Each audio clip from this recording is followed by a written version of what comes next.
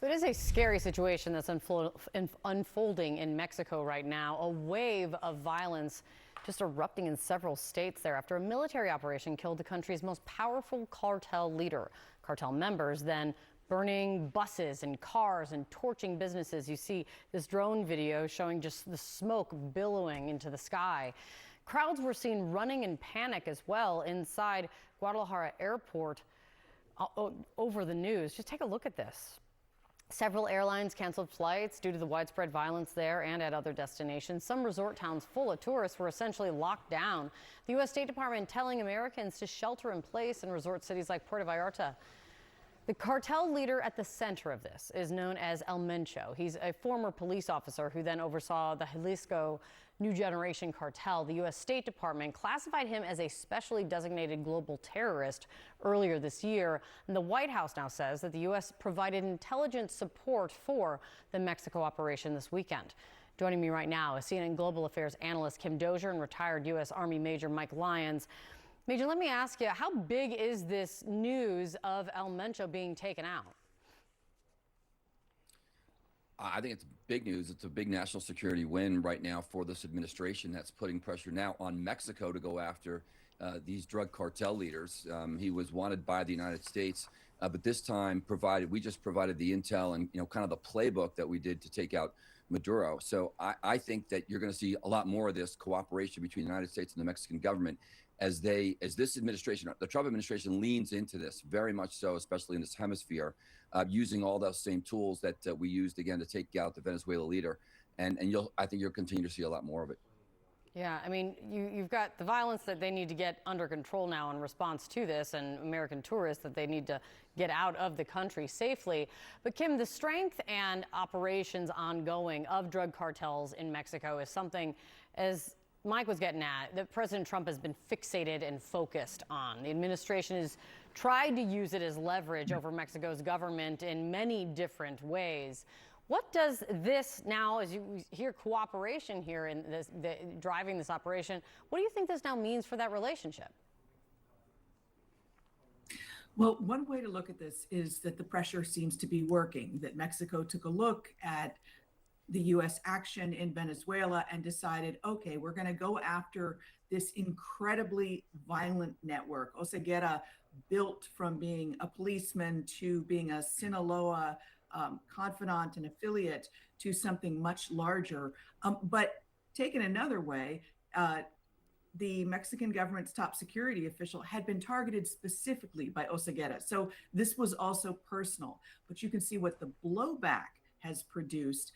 This is a heavily armed cartel. They've even got things like RPGs, rocket-propelled grenades. They've taken down a Mexican helicopter.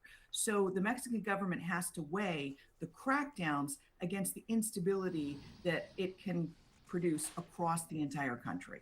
Yeah, and then some real questions this morning of what the U.S. government is going to do to try to help get Americans out if they are at this point telling them to shelter in place in places like Puerto Vallarta, resort towns that so many people, me included, have been to, and telling them to shelter in place because the violence is happening right outside their windows. Major, I want to turn at the same time to focus also on Iran and the very latest there. I mean, there's another round of talks over the nuclear program set for this Thursday. The United States, as we know, is amassing like the most military power in the Middle East than it has in 2 decades. I want to play for you what President Trump's special envoy for, it seems, all things just said about these talks yesterday. I don't want to use the word frustrated. It's almost because he understands he's got plenty of alternatives.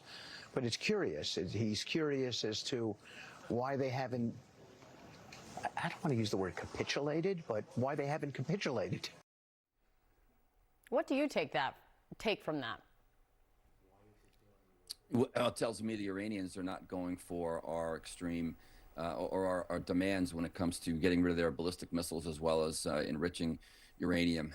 Not really willing to make a deal, and they're going to try to extend this out. But I think on our side, I'm not sure the military conditions are perfect yet or where we want to be in order for us to launch an attack. And any kind of military operation would have to be an extended campaign. It wouldn't just be this one attack into Natanz or Fordo and to try to take out, one location. I think it's going to be a much more detailed military operation considering the size the military forces we've established there. But it just doesn't look like that the Iranians want to agree. And what they're trying to do is they're racing against time. They have to break out and get a nuclear weapon very quickly in order to keep that deterrence. Yeah, and Kim, the New York Times has some deeply sourced reporting this morning on conversations going on behind the scenes, really, at the White House and within the administration about trying to avoid the U.S. needing to launch or deciding to launch a military operation. The Times putting it at one point whether both sides, meaning the U.S. and Iran, could agree to a face-saving compromise about nuclear production that Washington and Tehran could each describe as a total victory. What are you hearing, and what could an off-ramp look like? I guess also, has it been defined what winning looks like before they even start this? Well, the U.S. has carefully not defined it, and President Trump has kept moving the goalpost. First, it was something about democracy, and then he started focusing just on the nuclear issue, and then Israel got involved and said, hey, remember those ballistic missiles? And that got added. The asks from the U.S. right now are more than Iran has ever agreed to before.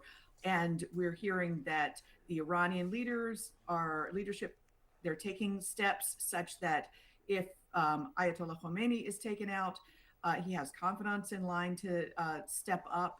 And the military is also ready to do the same thing. There is a succession plan.